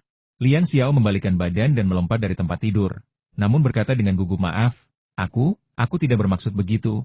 Untuk apa aku memukulmu?" Xia Feng menutup mata kanannya dan menatap Liang Xiao tanpa berkata-kata. "Apakah sakit?" Liang Xiao bertanya dengan khawatir. "Tentu saja sakit," kata Xia Feng dengan sedih. Liang Xiao lalu berkata, "Siapa yang menyuruhmu mengangkat rokku dan mengintip? Kau tak tahu malu. Tentu saja aku harus menghajarmu." Dia tidak pernah bilang kalau dia tidur sambil memeluknya. Hanya perempuan yang bisa memahami dominasi perempuan. "Aku tidak bermaksud begitu." Hanya Xia Feng yang bisa memahami penjelasannya. Kemudian, keduanya saling berpandangan selama 1 menit penuh tanpa berkata sepatah kata pun. Dari luar, mereka berdua tampak tenang, tetapi sebenarnya, pikiran mereka sedang mengenang kejadian semalam. Kakak senior, aku mabuk tadi malam. Kau yang mengantarku pulang, kan?" Xia Feng akhirnya memecah keheningan di antara mereka berdua. Liang Xiao berkata, "Siapa lagi kalau bukan aku? Aku mengkhawatirkanmu setelah kau pergi ke KTV, jadi aku menelepon He Shang. Katanya Zhang Shen dan 2 kroninya membuatmu mabuk dan telah mengatur pelacur. Aku mengkhawatirkanmu, jadi aku datang ke sini." Saat itu, ia memutar bola matanya ke arah Xia Feng. "Untungnya, aku sampai di sini tepat waktu. Kalau tidak, kau pasti sudah dirayu ke tempat tidur oleh kedua wanita itu." Xia Feng menyentuh hidungnya dengan canggung dan berkata, "Aku bahkan tidak ingat. Awalnya aku ingin mengajakmu ke rumahku. Tapi aku khawatir ayahku akan memarahimu kalau melihatmu mabuk, jadi aku menyuruhmu ke sini." "Tapi," kata Xia Feng hati-hati, "bagaimana mungkin kita?" Wajah Liang Xiao memerah, "Aku sudah menyeka wajahmu dan memberimu air. Kau melemparku begitu keras sampai aku mengantuk. Aku tidak tahu bagaimana aku bisa tertidur. Kalau tidak, apa yang kau pikir terjadi? Kau berharap aku tidak memikirkannya. Aku akan membuat sarapan." Xia Feng berdiri dan pergi mengambil celananya. Liang Xiao sekilas melihat ciri khas yang sangat jelas itu, dan wajahnya semakin memerah. Ia meludah pelan, "Kau bilang kau tidak memikirkannya. Tapi siapa yang kau coba tipu? Kau sangat vulgar." Kemudian, ia seperti teringat sesuatu yang belum ia katakan dan Xia Feng tidak tahu. Dan pipinya tampak seperti dilumuri pemerah pipi. Xia Feng berpakaian dan pergi ke dapur. Liang Xiao juga meninggalkan kamar Xia Feng dan pergi ke balkon. Matahari pagi menyinari wajahnya, dan ia tersenyum cerah. Entah kenapa, ia begitu bahagia. Xia Feng berkata sambil bekerja di dapur, "Kak, aku benar-benar mendapatkan banyak keuntungan tadi malam. Aku bertemu 2 bos, keduanya sangat berkuasa. Jika tidak ada hal tak terduga yang terjadi, mereka akan mengirim seseorang hari ini untuk bernegosiasi dan membantu kita menjual produk kita. Aku tahu ini cukup sulit bagimu, tapi sebaiknya kau kurangi frekuensi pergi ke tempat seperti itu di masa depan. Lagi pula, beberapa orang tidak akan menjadi teman sejatimu, jadi kau harus mengenali mereka dengan jelas," kata Liang Xiao. "Aku tahu. Aku akan berhati-hati," kata Xia Feng. Di balkon, angin pagi berhembus kencang, dan celana dalam Xia Feng yang tergantung di tali jemuran tiba-tiba jatuh ke lantai. Liang Xiao tersenyum dan membungkuk untuk mengambilnya. Ia berdiri dan hendak menggantung celana dalam Xia Feng di tali jemuran ketika tiba-tiba melihat seorang wanita di lantai bawah sedang menatapnya. Dia mengenal wanita ini, Jiang Rui, teman masa kecil Xia Feng, tetangga, dan teman sekelas. Mulut Jiang Rui terbuka lebar, dan setelah jeda yang lama dia akhirnya berkata, "Mengapa kamu di sini?" "Ya, apa yang aneh tentang aku di sini?" Liang Xiao mengguncang celana dalam Xia Feng, merapikannya berulang kali di depan Jiang Rui, lalu perlahan-lahan menggantungkan celana dalam Xia Feng di tali jemuran. "Kau benar-benar mencuci celana dalam Feng Zi?" Bau asam di tubuh Jiang Rui tercium dari jarak 10 meter. Apa hubungannya denganmu kalau aku mencuci celana dalam Feng Zi? Liang Xiao berbalik dan berkata, Feng Zi, aku mencuci celana dalammu. Kamu masak semangkuk telur gula untukku. Aku kelelahan tadi malam. Kamu harus menebusnya untukku. Tidak tahu malu. Jiang Rui menggigit bibirnya dan tiba-tiba berbalik dan pergi. Liang Xiao tersenyum, pagi yang menyenangkan. Haha. Di dapur, Xia Feng kebingungan. Aku tidak pakai celana dalam, ya? Celana dalam yang mana yang dia cuci? Lagi pula, dia bilang dia kelelahan tadi malam. Ada apa ini? Sial, aku tidak akan pernah mabuk lagi. Lin Wende dan Ding Yun memenuhi janji mereka dan mengutus seseorang untuk menandatangani kontrak pasokan dan pemasaran keesokan harinya. Sebelum menandatangani kontrak, mereka masing-masing menelepon Xia Feng dan mengobrol selama hampir setengah jam. Gabungan Lin Wende dan Ding Yun menyumbang 30% dari kapasitas produksi Thunder Horse Manufacturing. Sebuah pencapaian yang luar biasa. Xia Feng tidak perlu lagi berkontribusi pada 40% sisanya. Staf penjualan di Thunder Horse Manufacturing akan menanganinya. Dengan ini, saluran penjualan Thunder Horse Manufacturing secara efektif dibuka, menandai langkah maju yang menentukan dalam perkembangannya. Xia Feng kini dapat mencurahkan seluruh energinya untuk memproduksi peralatan mesin cerdas. Setelah mengantar orang-orang yang dikirim oleh Lin Wende dan Ding Yun, Xia Feng berjalan sendirian ke studio pribadinya. Saat memasuki studio, ia menerima pesan teks dari Jiang Rui.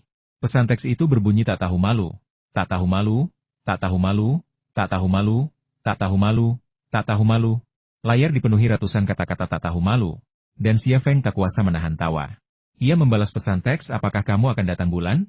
Kamu memanggilku tak tahu malu tanpa alasan. Bagaimana mungkin aku tak tahu malu?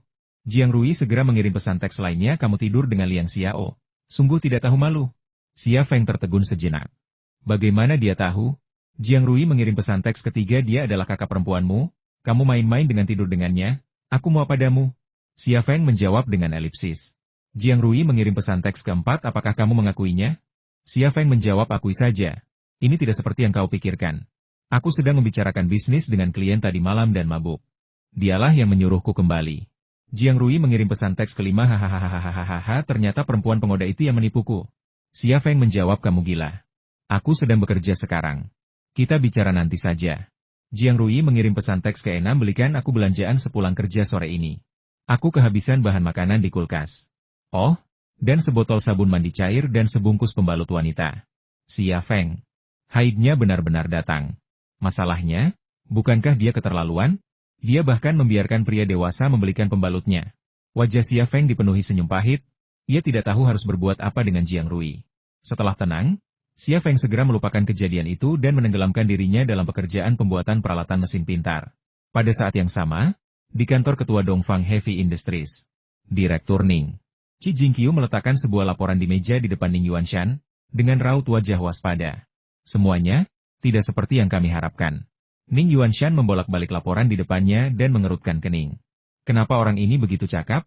Aku sudah memintamu untuk membajak klien-kliennya, tapi dia malah menemukan klien-klien yang lebih besar dan lebih baik, bahkan mendapatkan produk patennya sendiri. Kalau terus begini, cepat atau lambat dia akan membajak klien-klien besar kita. Qi Jingqiu berkata, orang yang membantunya adalah Zhang Shen, seorang playboy yang terkenal karena karirnya di Haizu. Dia ahli dalam operasi modal dan juga menyukai modal Ventura. Aku kenal dia. Ayahnya, Zhan Shirong, dan aku cukup dekat, jadi kami dianggap teman. Tapi aku tidak terlalu mengenal Zhang Shen. Lagi pula, kami bukan generasi yang sama. Aku benar-benar tidak mengerti jalan pikiran Zhang Shen.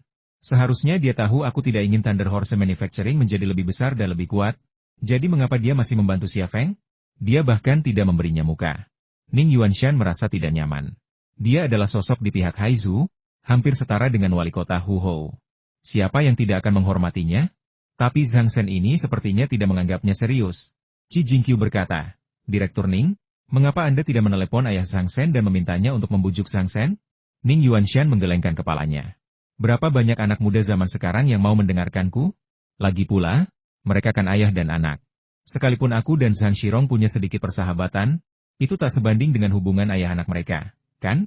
Kalau aku telepon Zhang Shirong dan dia menolakku, di mana harga diriku? Direktur Ning benar. Haruskah kita lanjutkan ini? Bagaimana caranya? Ning Yuanshan menatap Qi Jingqiu. Produk-produk Thunder Horse Manufacturing laris manis di JD.com. Apa kamu masih bisa meminta JD.com untuk menariknya dari rak? Qi Jingqiu tersenyum dan berkata, tidak. Apalagi yang bisa kau katakan? Ayo bekerja dan jangan khawatirkan ini untuk saat ini. Ning Yuanshan mendesah. Orang seperti dia gagal menghalangi perusahaan swasta kecil, yang membuatnya frustrasi. Qi Jingqiu melangkah 2 langkah lalu berbalik, tanpa sedikit ragu. Ning Yuanshan menatapnya, apalagi yang kamu inginkan? Qi Jingqiu ragu sejenak sebelum berkata, Direktur Ning, ayah mertua saya punya ide bagus. Beliau menginginkan 2 ahli mesin senior dan peralatan mesin CNC Jepang dari bengkel 01. Apakah itu memungkinkan? Ning Yuanshan berkata dengan sedih. Saat ini perusahaan kami sedang bekerja lembur untuk menyelesaikan pesanan Wanxiang Group. Mengapa ayah mertuamu melakukan riset di saat kritis ini? Dia akan punya waktu untuk riset nanti, bukan sekarang. Qi Jingqiu menunjukkan senyum menyanjung di wajahnya. Direktur Ning, Anda tahu temperamen ayah mertua saya. Jika saya tidak membelanya, dia pasti akan menatap saya dengan tajam. Itu juga tidak akan berhasil, kata Ning Yuanshan. Mesin perkakas CNC Jepang di bengkel 01 digunakan oleh perusahaan kami untuk memproses komponen militer. Meskipun kurang presisi, mesin-mesin ini mampu memproses komponen presisi umum. Tanpa perlu memproses komponen militer, mesin perkakas di bengkel 01 itu harus diistirahatkan. Kita tidak butuh banyak, 1 saja sudah cukup. Direktur Ning, mohon disetujui. Tidak, berarti tidak. Sikap Ning Yuanshan sangat tegas. Qi Jingqiu berbisik. Direktur Ning, mengapa Anda masih membutuhkan mesin perkakas CNC Jepang?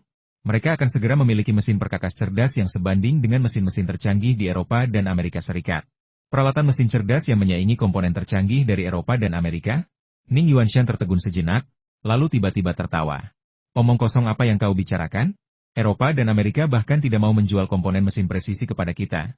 Jadi bagaimana mereka bisa menjual peralatan mesin cerdas tercanggih kepada kita? Kau bercanda? Ini bukan tentang menjual. Ini tentang membuat, kata Qi Jingqiu. Katakan saja apa maksudmu. Kenapa kau membuatku penasaran? Ning Yuanshan tampak sedikit cemas. Ini intelijen bisnis yang kudapat. Harganya mahal sekali, Qi Jingqiu ingin mengatakan sesuatu, tapi urungkan niatnya. Ning Yuanshan memelototi Qi Jingqiu dan berkata, katakan saja padaku. Mesin perkakas pintar itu akan segera lahir, dan kau tak bisa membayangkan siapa yang akan membuatnya. Qi Jingqiu melanjutkan permainannya. Apa kau ingin membuatku mati karena cemas? Ning Yuanshan tampak tidak senang. Qi Jingqiu seperti merasakan ada sesuatu yang tersangkut di tenggorokannya dan tidak dapat berbicara. Ning Yuanshan sepertinya mengerti apa yang diinginkannya. Ia mengambil buku catatan berkop surat Dongfang Heavy Industry, mengambil pena, dan menulis komentar, lalu menandatanganinya. Terima kasih, Tuan Ning. Qi Jingqiu dengan senang hati melepas catatan itu. Sekarang kamu bisa memberitahuku intelijen bisnismu, kan? Kata Ning Yuanshan dengan sedih. Qi Jingqiu melirik pintu kantor dan berkata secara misterius, Xia Feng sedang membuat peralatan mesin pintar. Ning Yuanshan langsung terkejut dan berkata ini tidak mungkin. Apa yang mustahil dari ini? Orang itu bisa menggunakan mesin perkakas manual primitif untuk memproduksi komponen militer ultra presisi yang bahkan tidak bisa kita produksi dengan mesin perkakas CNC Jepang. Apalagi yang tidak bisa dia buat? Tanya Qi Jingqiu. Perkakas mesin pintar tidak bisa diproduksi hanya dengan memproses komponen presisi. Perkakas ini membutuhkan banyak keahlian, terutama teknik elektro. Saya tidak percaya seorang siswa SMA bisa membuat perkakas mesin pintar. Saya tidak tahu situasi spesifiknya, tetapi saya tahu dia membuat peralatan mesin pintar di studionya sendiri, kata Qi Jingqiu. Ning Yuanshan menatap Qi Jingqiu. Bagaimana kamu tahu? Qi Jingqiu tersenyum. Perusahaannya penuh dengan pekerja muda. Aku menyuap salah satu dari mereka. Dia mengawasi Xia Feng setiap hari. Aku tahu semua yang dilakukan Xia Feng. Kalau tidak, laporan ini tidak akan sampai padamu. Kamu cukup cakap, kata Ning Yuanshan. Apakah orang yang kamu suap itu mengambil foto? Aku ingin melihat mesin perkakas seperti apa itu. Qi Jingqiu menggelengkan kepalanya. Tidak ada foto. Xia Feng selalu menutup pintu ketika memasuki studio. Orang-orangku juga melihat 2 kali ketika dia membuka pintu untuk masuk dan ketika dia keluar. Juga, suatu kali ketika dia melewati pintu studio Xia Feng, dia mendengar Xia Feng dan Liang Xiao berbicara di dalam. Jadi dia tahu rahasia ini. Ning Yuanshan mengerutkan kening, tampak seperti sedang mengkhawatirkan sesuatu. Qi Jingqiu menambahkan, Xia Feng menghilang sebentar. Aku tidak tahu kemana dia pergi. Tapi aku curiga ada hubungannya dengan mesin perkakas pintar ini. Ning Yuanshan berkata, jangan beritahu siapapun tentang ini untuk saat ini. Mintalah juga orang yang kau suap untuk mengambil fotonya agar aku bisa memastikannya. Jika dia bisa mendapatkan cetak biru dan program CNC-nya, aku akan memberinya bonus 1 juta. Bagaimana denganku? Qi Jingqiu tak dapat menahan senyum. Ning Yuanshan berkata, jika kamu bisa mendapatkan cetak biru dan program CNC, aku akan menjadikanmu seorang manajer dan memberimu bonus 5 juta. Tuan Ning, Saya pasti akan mendapatkannya. Qi Jingqiu tanpa percaya diri. Pergi, dan selesaikan ini, kata Ning Yuanshan. Baik, Tuan Ning, saya akan segera pergi. Qi Jingqiu meninggalkan kantor Ning Yuanshan. Setelah meninggalkan gedung kantor, Qi Jingqiu langsung menuju bengkel 01. Di tengah perjalanan, seorang pria parubaya yang mengenakan helm mengikuti. Pria parubaya ini adalah pria parubaya misterius yang diikuti dan hilang oleh Xia Feng. Sudah selesai? Tanya pria parubaya itu.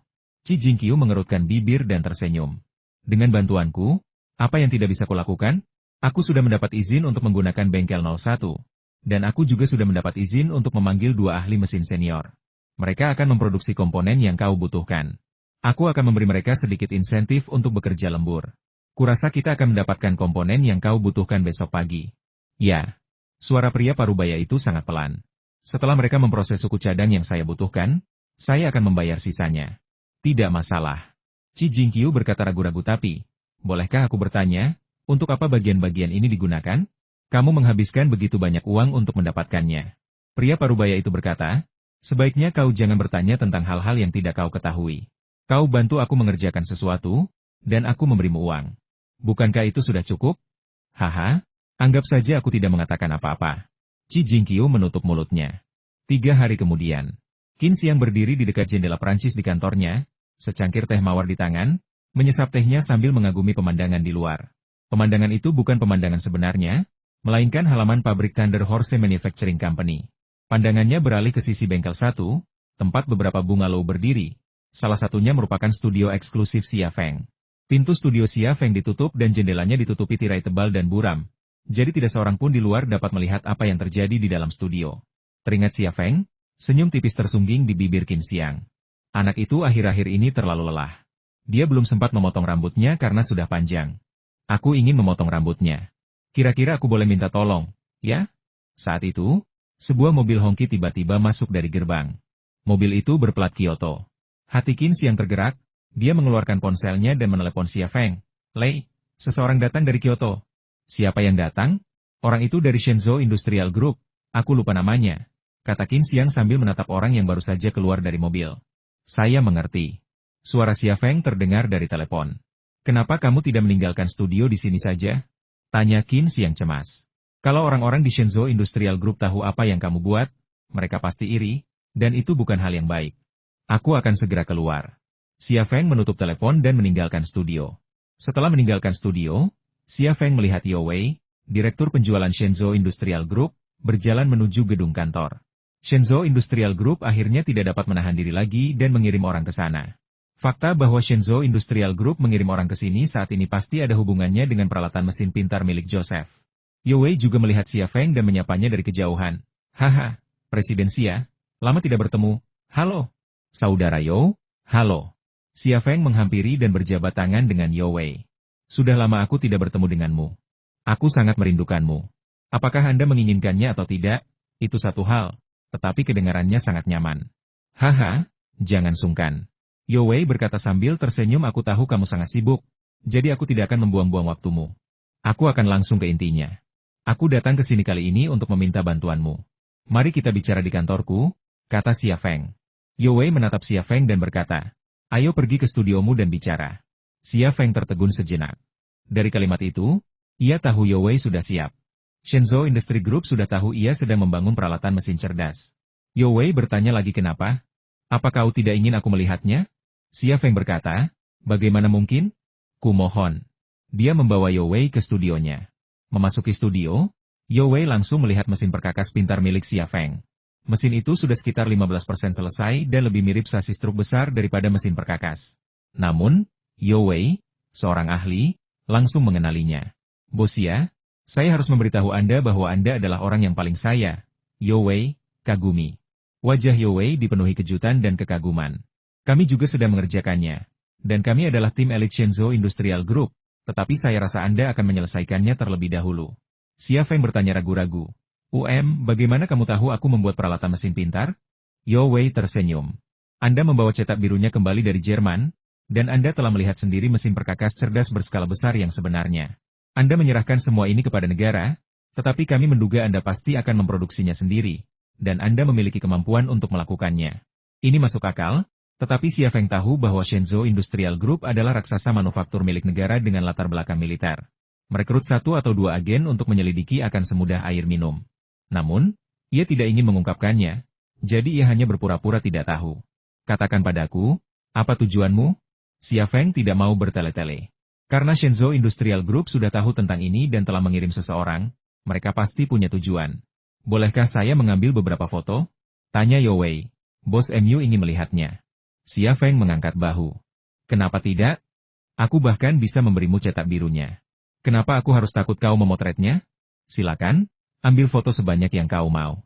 Yo Wei mengeluarkan kamera digital dari tas kerjanya dan mengambil gambar peralatan mesin dari semua sudut. Bahkan bahan-bahan di studio dan bagian-bagian yang diproses pun tidak terlewatkan. Klik, klik, klik.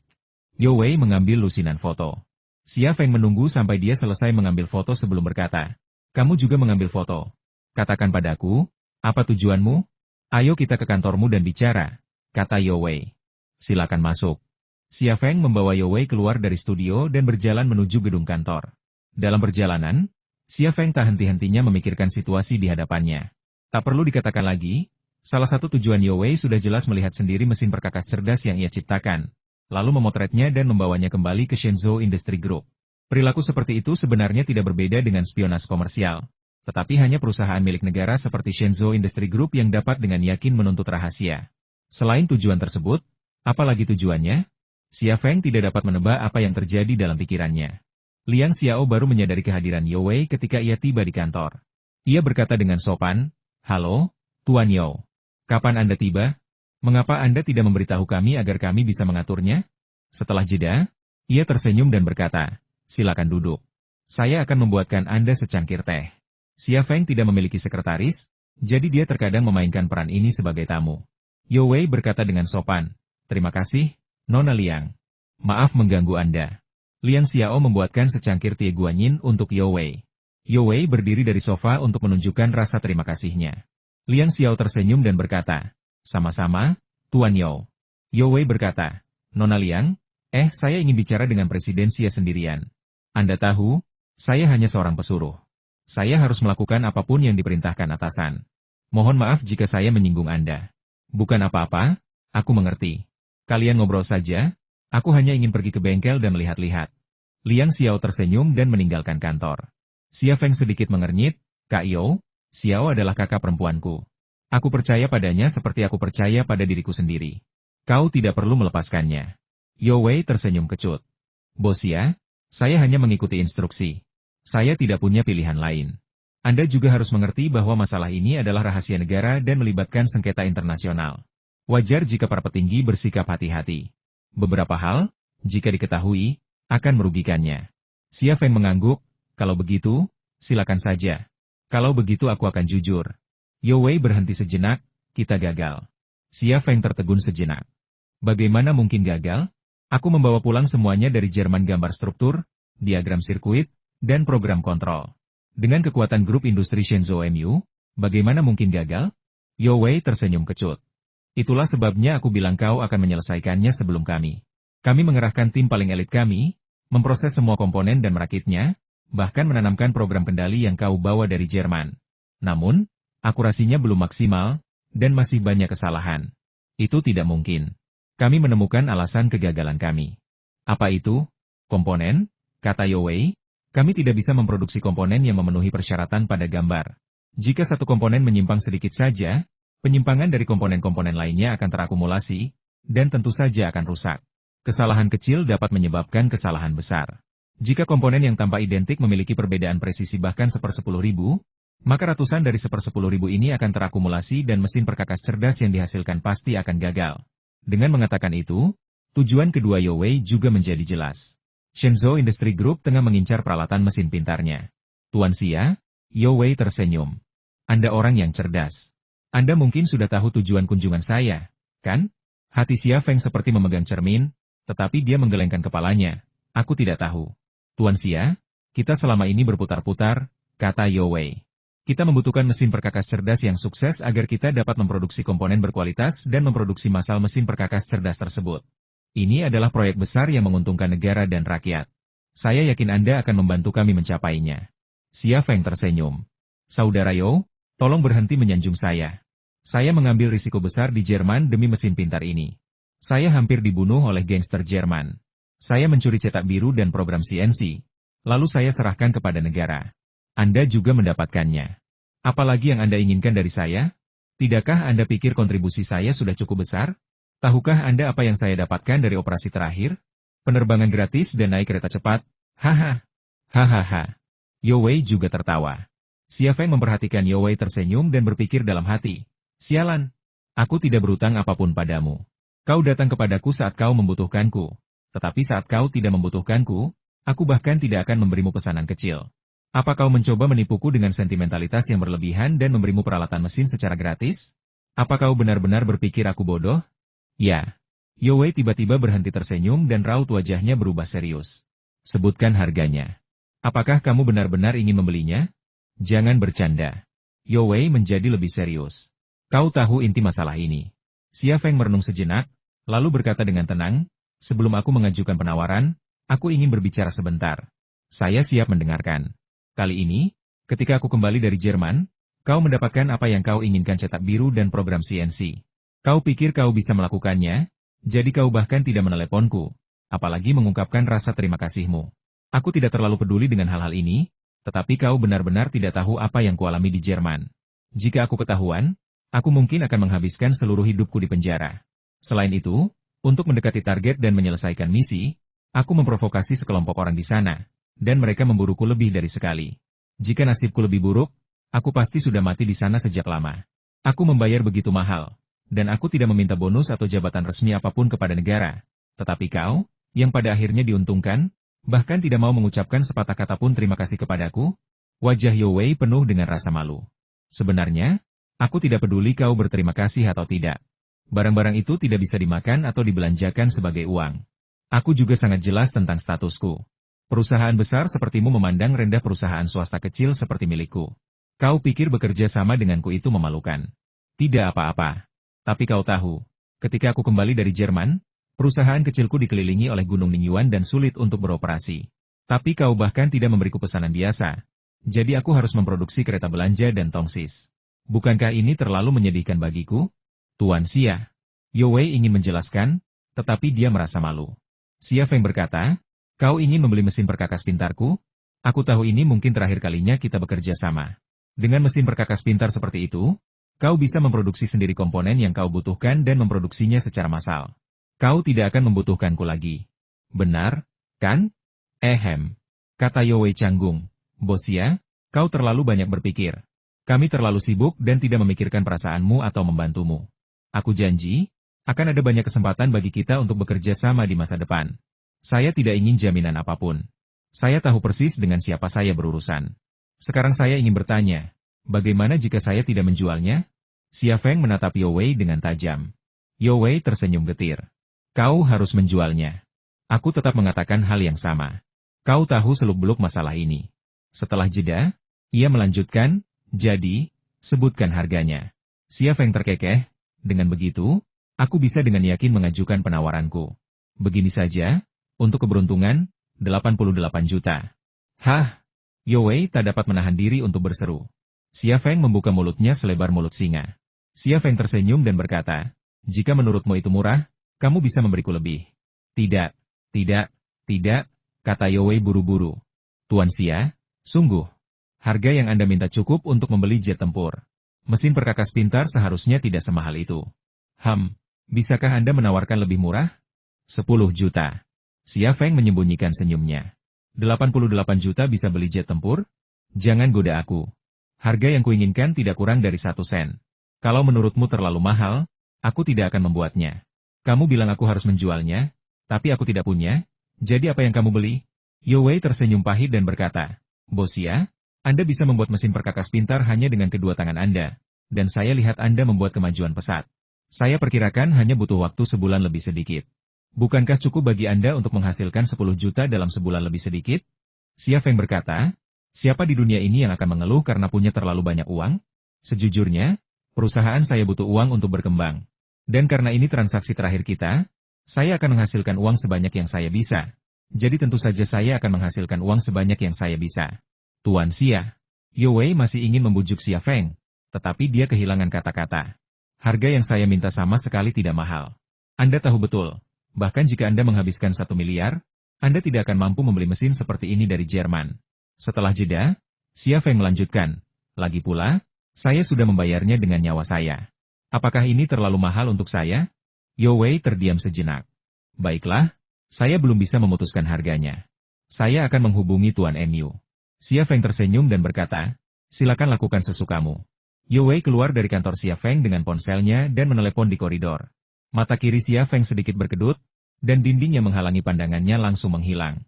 Yo Wei memasuki pandangannya, dan ia menggunakan kemampuan membaca bibir untuk menguraikan percakapan antara Yo Wei dan Mu Jianfeng. Hei, Pak Mu, saya lihat mesin perkakas pintar yang dia buat. Sudah sekitar 15% selesai. Sebentar lagi, saya sudah memotretnya dan akan mengirimkannya nanti. Saya sudah bicara dengannya, dan dia meminta 88 juta, tidak kurang sedikit pun. Oke, saya akan beritahu dia. Xia Feng menarik pandangannya. Yo Wei kembali ke kantor dan duduk di sofa sebelum berkata, Bos Xia, saya sudah bertanya kepada Bos Mu apa pendapatnya. Dia setuju, tapi dengan satu syarat. Kondisi apa? Tuan Mu, maksud Anda? Anda tidak bisa mengatakan bahwa mesin perkakas pintar ini buatan Anda. Mesin ini buatan grup industri Shenzhou kami. Yo Wei menatap lurus ke arah Xia Feng, seolah mengamati dan mencoba memahami pikiran Xia Feng. Bagi Xia Feng, persyaratan yang diajukan Mu Jianfeng sama sekali tidak mengejutkan. Persyaratan tersebut sesuai dengan harapannya. Alasannya sederhana, Shenzhou Industrial Group adalah perusahaan milik negara, dan karyawan seperti Yo Wei sedang menjalani wajib militer. Jika Shenzhou Industrial Group berhasil memproduksi mesin perkakas cerdas ini, banyak orang di dalam grup akan dihargai dan mendapatkan modal politik, yang sesungguhnya merupakan hal terpenting bagi Shenzhou Industrial Group. Namun, jika ia mengklaim telah membangun mesin perkakas ini, Shenzhou Industrial Group tidak akan menerima kehormatan, melainkan penghinaan. Tuan Xia, apakah Anda mengerti maksud saya? Tanya Yo Wei ragu-ragu. Xia Feng menyeringai. Aku mengerti. Kau butuh jawaban yang bagus, sebuah kejayaan. Kalau aku mengaku sebagai pembuat mesin ini, apa yang akan kudapatkan? Naik bus gratis? Hahaha. Yo Wei tertawa. Jadi, Tuan Xia, maksudmu kita harus membuat kesepakatan? Setuju. Jawaban Xia Feng lugas. Karena ia sudah mengincar uang, dan pihak lain telah memberinya uang, ia harus mempermudah urusan mereka. Yo Wei berkata, saya akan menyusun kontrak pembelian atas nama Departemen Pasokan dan Pemasaran Shenzhou Industry Group. Kontrak ini untuk suku cadang, bukan peralatan mesin. Kami akan membayar Anda uang muka 10% terlebih dahulu. Setelah Anda menyelesaikan mesin dan lulus inspeksi, kami akan menyetorkan sisa pembayaran ke rekening Anda. Xia Feng berdiri dan berjabat tangan dengan Yo Wei. Tidak masalah, senang bekerja sama denganmu. Bolehkah saya menggunakan komputernya? Saya akan membuatkan kontraknya sekarang untuk kita tanda tangani, kata Yo Wei. Xia Feng tersenyum dan berkata, begitu mendesak? Yo Wei, tanpa menunggu persetujuan Xia Feng, pergi ke meja Liang Xiao dan menggunakan komputernya untuk menyusun kontrak. Ia memang cemas, takut Xia Feng akan berubah pikiran. Ia tidak akan bisa berbuat apa-apa tentang Xia Feng saat itu, dan jika terjadi kesalahan, akan sulit untuk melapor kepada Mu Jianfeng. Setengah jam kemudian, Xia Feng dan Yo Wei menandatangani kontrak. Kontrak tersebut memang untuk pembelian suku cadang, dengan total 88 juta yuan. Tidak ada satu kata pun tentang peralatan mesin cerdas dalam kontrak tersebut. Kontraknya rangkap 2. Setelah menandatanganinya, Yo Wei menyimpannya, berdiri, dan berkata, Tuan Xia, untuk sementara saya akan tinggal di kota Haizu. Saya akan datang sesekali untuk memeriksa perkembangannya. Boleh? Xia Feng berkata, tentu saja, kamu bisa datang kapan saja. Baiklah, sampai jumpa. Saya harus melapor ke CEO Mu. Yo Wei berjabat tangan lagi dengan Xia Feng dan berkata, saya akan mentransfer deposit 10% ke rekening Anda dalam waktu setengah jam. Baiklah, selamat tinggal, saudara Yo, semoga perjalananmu aman. Xia Feng melihat Yo Wei keluar pintu lalu memperhatikannya berjalan pergi. Ponsel berdering. Qin Xiang menelepon. Lei, apa yang dilakukan orang-orang dari grup industri Shenzhou di sini? Tanya Qin Xiang. Xia Feng tersenyum dan berkata, ketika Ning Yuanshan mengepung kita, bukankah sudah kubilang kalau dia menghalangi jalanku, aku akan terbang dari langit? Sekarang, aku sudah terbang.